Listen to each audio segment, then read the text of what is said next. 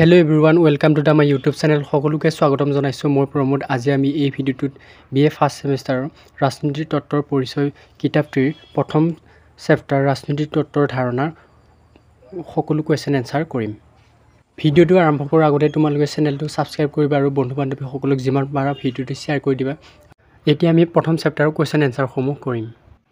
Unit 1 ৰাজনীতি তত্ত্বৰ ধাৰণা major and minor questions answer. Question number 1 ৰাজনীতি বুলিলে কি বুজা? উত্তৰ ৰাজনীতি বুলিলে আমাৰ সামাজিক জীৱনত ঘটা কোনো এক পৰিঘটনাক বুজা যায়।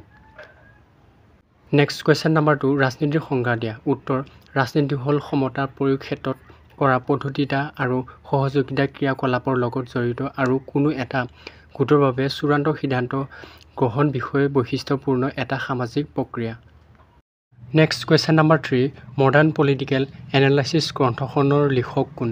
উত্তৰ মডাৰ্ণ পলিটিকেল এনালাইচিছ গ্ৰন্থখনৰ লিখক হ'ল এলান বল। নেক্সট কুৱেশ্যন নম্বৰ 4 ৰাজনীতি হ'ল মূল্যবোধৰ তত্ত্বশীলভাৱে বিৱৰণ কোনে কৈছিল? উত্তৰ ডেভিড ইষ্টনে কৈছিল। Next question number 5 politics who gets what and who কিতাপখন লেখক কোন? উত্তৰ David Easton. Next question number 6 Modern Politics and Government কিতাপখনৰ লেখক কোন? উত্তৰ Robert Dal. Next question number 7 Politics and Vision গ্ৰন্থখনৰ লেখক কোন? উত্তৰ Politics and Vision গ্ৰন্থখনৰ লেখক হ'ল শ্বেলডন এছ উলিন।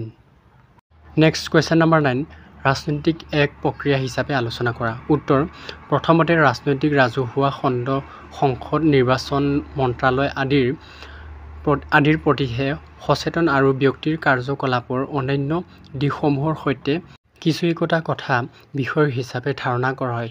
দ্বিতীয়তে ৰাজনীতি কেৱল মাত্ৰ দলীয় ৰাজনীতি আৰু ৰাজনীতিৰ মাত্ৰ দলীয় ৰাজনীতি আৰু ৰাজনীতিবিদসকলৰ ক্ষমতা দখলৰ বিভিন্ন কৌশল হিচাপে সিদ্ধান্ত কৰা হয় ভয়াৱহতা দেখা যায়। আনহাতে আকৌ সৰ্বসাধাৰণৰ ৰাজনীতিৰ প্ৰতি থকা ধাৰণাৰ ওপৰত সমস্যা দুটাই পৃথক। Next question number 10 ৰাজনীতি তত্ত্বৰ সংজ্ঞা দিয়ে ইয়াৰ বৈশিষ্ট্য আৰু দিশসমূহ আলোচনা কৰা। উত্তৰ 1 নম্বৰতে ৰাজনীতি তত্ত্ব ই কোনো এক নিৰ্দিষ্ট বিষয়বস্তু সম্পৰ্কে কিছুমান মৌলিক ধাৰণাৰ লগত দিয়ে অৰ্থাৎ কোনো এক বিষয়ৰ ওপৰত পদ্ধতিগত অনুসন্ধান চলাই এটা নিৰ্দিষ্ট সিদ্ধান্ত উপনীত হয়। 2 নম্বৰতে ৰাজনৈতিক তত্ত্বও আদৰ্শবাদী বা অভিজ্ঞতাবাদী হ'ব পাৰে। 3 নম্বৰতে ৰাজনৈতিক তত্ত্বই ই আগবঢ়োৱা যুক্তি সিদ্ধান্তসমূহ পৰিৱৰ্তনশীল হ'ব পাৰে পৰিৱেশ পৰিস্থিতি আদিহে ই নমনীয় স্থিতি গ্ৰহণ কৰে। Next question number 11 ৰাজনীতি বিজ্ঞান সংজ্ঞা দিয়া। উত্তৰ ৰাষ্ট্ৰ আৰু ইয়াৰ শাসন কাৰ্যৰ লগত জড়িত বিষয়সমূহ সম্পৰ্কে আলোচনা কৰাটোৱে হ'ল ৰাজনীতি বিজ্ঞান। ৰাজনীতি বিজ্ঞান হ'ল স্বাধীনতা আৰু সাৰ্বভৌমত্বৰ বিজ্ঞান। কিছু সংখ্যক ৰাজনৈতিক চিন্তাবিদৰ মতে ৰাজনীতি বিজ্ঞান হ'ল ৰাষ্ট্ৰৰ বিজ্ঞান। Next question number 12 ৰাজনীতি বিজ্ঞানৰ পিতৃ কোন? উত্তৰ এৰিষ্টটল।